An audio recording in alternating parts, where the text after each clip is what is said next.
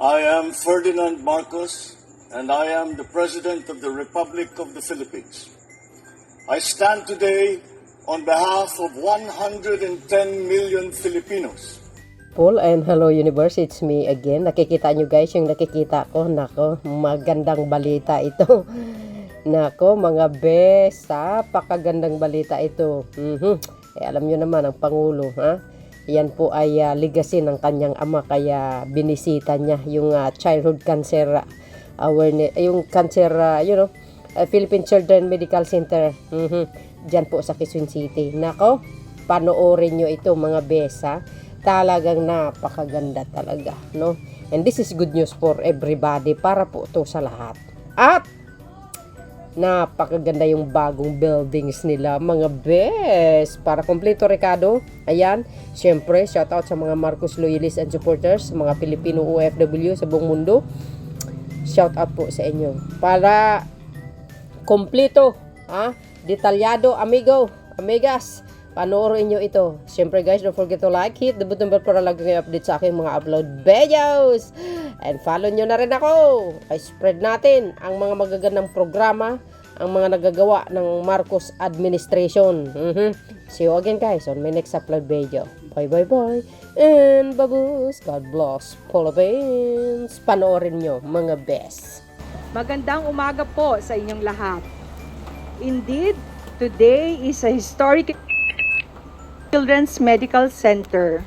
With the theme, Building a Future of Hope, this occasion is made even more special by the presence of our distinguished guest, His Excellency President Ferdinand R. Marcos Jr. On behalf of the management and staff of PCMC, we extend our heartfelt gratitude, Mr. President, for accepting our invitation and for taking time from your busy schedule to be with us today. PCMC has a rich history, deeply rooted in the visionary leadership of your parents, former President Ferdinand E. Marcos Sr. and former First Lady Imelda R. Marcos. See guys? Originally known as Lungsod ng Kabataan, PCMC was created in 1979 through a presidential decree with the goal of providing specialized health care for the children of the Philippines.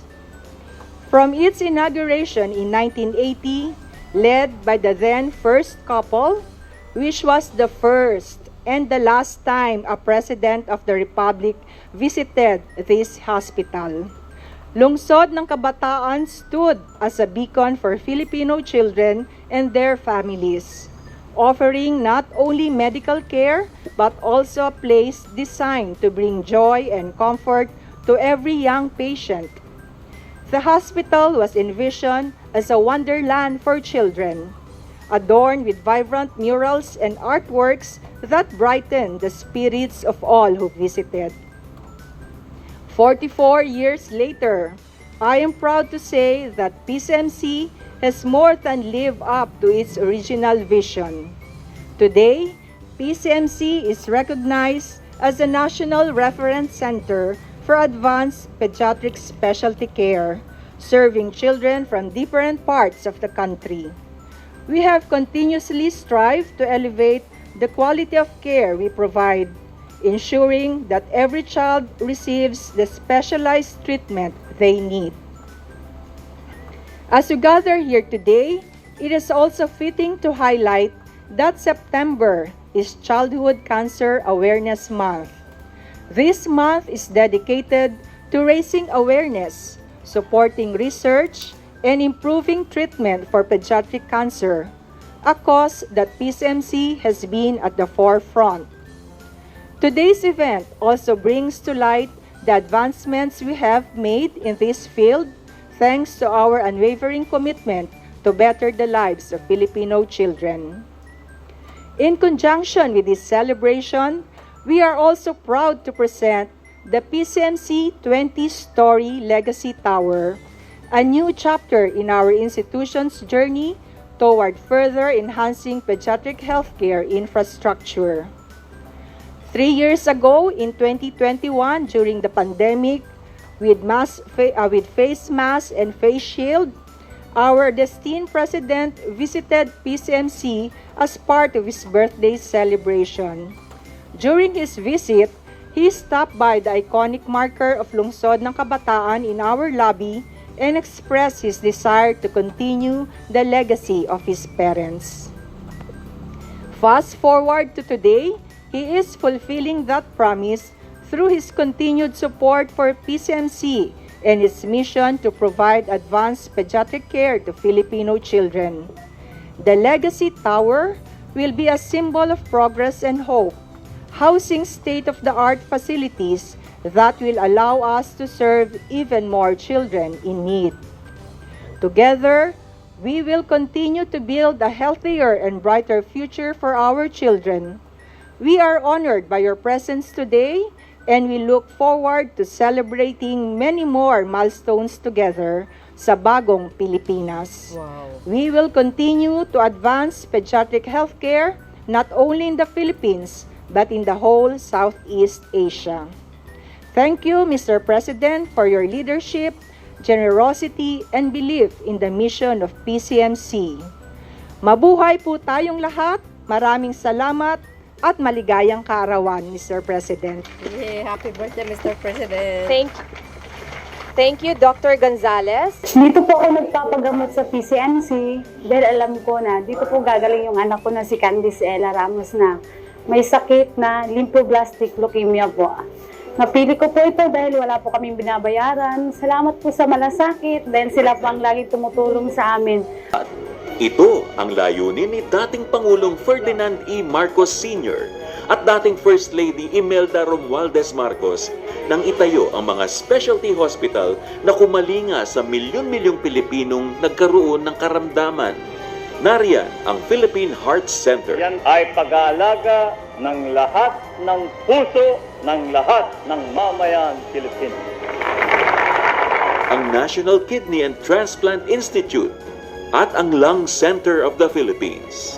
Pero bukod dyan, noong June 23, 1980 ay binuksan ang Lungsod ng Kabataan. Layon ng ospital na ito na ingatan ang kalusugan ng mga kabataang Pilipino. Paglaon, ito'y tinawag na Philippine Children's Medical Center. Head Exec is one of your very good projects which has been here for 34 years. Kumusta? Makalipas ang mahigit 40 taon, milyong-milyong bata at magulang na ang natulungan. Pero ang legacy project na ito ay pagpapatuloy at gagawing mas makabago upang mas makatulong pa sa mas maraming batang Pilipino. Sa patnubay ni Pangulong Ferdinand R. Marcos Jr., naglaan ang Kongreso sa pangunguna ni House Speaker Ferdinand Martin Romualdez at House Appropriations Committee Chairman Representative Zaldi Co ng kaukulang pondo upang itayo ang PCMC Center for Advanced Pediatric Services. Sa bagong gusali na ito, lalo pang mapagbubuti ng Philippine Children's Medical Center ang healthcare para sa mga bata. Magkakaroon dito ng modernong cancer center with Linac Bunker at Pediatric Brain Center. Mas mapagbubuti rin ang pagsusuri sa mga subspecialty services ng ospital tulad ng Management of Infectious Diseases, Nephrology o Kidney-related Care, Pulmonology o Respiratory System Care, Neurology and Neurodevelopmental Pediatrics, Cardiology o Heart-related Care, Endocrinology o treatment for hormonal disorders, surgical services, intensive care units for critically ill children, at rehabilitation services. Marami ng bata ang kinalinga at napagaling sa Philippine Children's Medical Center. Ngayon, lalo pang maaalagaan ang kalusugan ng mga batang Pilipino. Ang PCMC Center for Advanced Pediatric Services para sa mga kabataang Pilipino para sa bagong Pilipinas. Ganda. Congratulations, PCMC. Yay! Ganda. And now, President Ferdinand R. Marcos Jr., assisted by Secretary Teodoro Herbosa, shall turn over the donation to the Philippine Children's Medical Center may we request Dr. Sonia Gonzalez to please come on stage to receive the donation. Oh guys, napanood nyo yon? Ay, ang ganda ng bagong ano nila, hospital ng mga bata. Wow. Oh, 'di ba? Legacy ng papa niya hanggang ngayon napakinabangan. The donation in the amount of 150 million pesos from the Office of the President will fund the procurement of essential medical equipment, thus enhancing PCMC services for the benefit of all our patients. Wow. Congratulations, PCMC. Wow, congratulations. Galing. Your kind introduction. Joining us, taking time away from the budget hearings here is Speaker Martin Romualdez.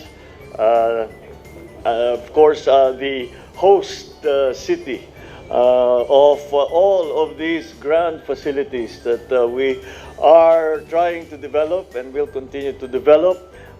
Mayor Joy Belmonte. The PCMC Executive Director, Dr. Sonia Gonzalez, my fellow workers in government, the brave pediatric patients and their families, some of whom are here. I see. Basta't may mga bata talaga, mas magandang ano ang pakiramdam natin lahat, especially when we know that we are able to do something for them to make them feel better. Ladies and gentlemen, magandang umaga sa inyo lahat. To be here at the Philippine Children's Medical Center, I am reminded that in a world characterized by power and strength, children teach us what true strength looks like. We come here thinking that we need to be strong for them, but in reality, it is their strength that lifts us. It is their laughter, despite the pain. It is the courage that reminds us what it means to be human.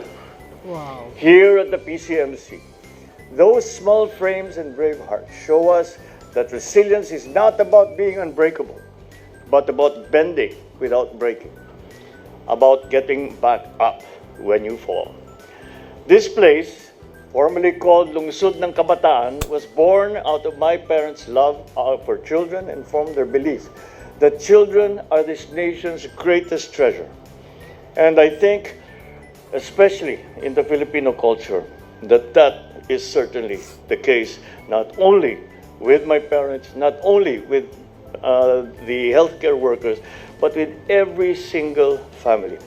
After all, I think that all of us are unanimous in saying ang pinakamamahal natin sa buhay ang ating mga anak. So when my parents established this institution, they understood that the future of our country rests on those whose innocence remained pure despite the adversities that they face. That they knew that our children's welfare is the country's well-being. They built this sanctuary not just for treatment, but for hope that every child, despite whatever diseases they are suffering from, can grow up to their full potential. 44 years later, the PCMC remains true to that mission and continues to improve the quality of care and attention that it provides. The reduction in treatment abandonment and the strengthened medical assistance for indigent patients are testaments to the dedication of all of you that work here. While we have made great strides in children cancer care, we must also acknowledge that there is still a great deal that we need to do. To our little warriors and their families, you're not alone in this fight. Di po kayo, kami ay nandito po kasama ninyo at kabalikat ninyo sa nagagawin ng lahat upang tulungan ang inyong mga anak na maging malusog at maging malakas. We stand with you, ensuring that quality health care, early diagnosis, necessary treatments, and medical assistance for indigent and financially incapacitated patients are accessible to you and to all. The PCMC Legacy Tower, with its advanced capabilities for specialty care, shall be a beacon of hope for generations of children to come. The newly installed diagnostic imaging machines, the 3 Tesla MRI, the 128 slice CT scan, and the dynamic DER X-ray machine. They're not just shiny new machines, new technologies. They are lifelines. They allow us to diagnose more quickly, treat more effectively, and give every child a fighting chance. As early cancer diagnosis and prevention of treatment delays can significantly improve the quality of life for children with cancer, a precise diagnosis is crucial. That is why an additional 150 million shall be given by the Office of the President, which we just handed over, to the PCMC for further equipment upgrading. But beyond the new building and these new machines, it is the human spirit that will ultimately make the difference. The spirit that says that we will not give up. We will keep fighting no matter how hard the battle. That is why I thank the men, women of PCMC. Those of you in your white lab coats who bear the invisible battle scars within you, and those who simply wear a smile and assist in whatever way they can to make these children's lives a little better, for remaining committed to the fight against children's cancer. Your dedication is felt far beyond the halls of PCMC. Every patient, you are there making a difference. You remind us that quiet work carries the greatest impact, and that true strength is not about winning the fight, but about never giving up. If there is one thing I believe with all my heart, it is this. As long as places like this stand and people like you continue to give all that you can, hope will never run dry. It will shine through every day, every struggle, every challenge. Every child who battles cancer, every family that stands with them teaches us a powerful lesson that life, no matter how fragile, is always worth fighting for. In every small voice that I have heard today, in every brave smile that has crossed my path, I have seen a glimpse of that extraordinary courage that can move nations. Sa lahat ng mga narito, lalo na sa mga pasyente at kanilang mga pamilya, maraming salamat po sa pagpapaalala sa amin na minsan ang mga pinakamahihinang tinig ang nagpapamala sa atin na matinding kalakasan. Na minsan, ang tanging kailangan natin ay tunay na pagmamahal at matibay na kalooban upang magpatuloy sa kabila ng lahat. Maraming salamat sa inspirasyon. At sama-sama natin buuhin ang isang mas malusog, matatag at maginhawang bagong Pilipinas para sa lahat. Mabuhay ang ating mga kabataan, mabuhay ang mga bayani ng Philippine Children's Medical Center. Maraming salamat sa inyong lahat at magandang umaga sa inyo. Thank you, Mr. President. Oh, guys, narinig nyo yon at nakita nyo yung bagong building ng children's cancers. Ay, grabe, ang tindi, di ba? Oh, see? Sana all ganito ang mga pangulo. Lahat ng napagawa ng ama niya, talagang binabago niya, guys, talagang remain legacy from the father to the son. Nako. So, congratulations sa PMPC. Maraming salamat sa inyong watching, mga beswa. See you again on my next upload videos. Bye, and baboos. God bless Philippines.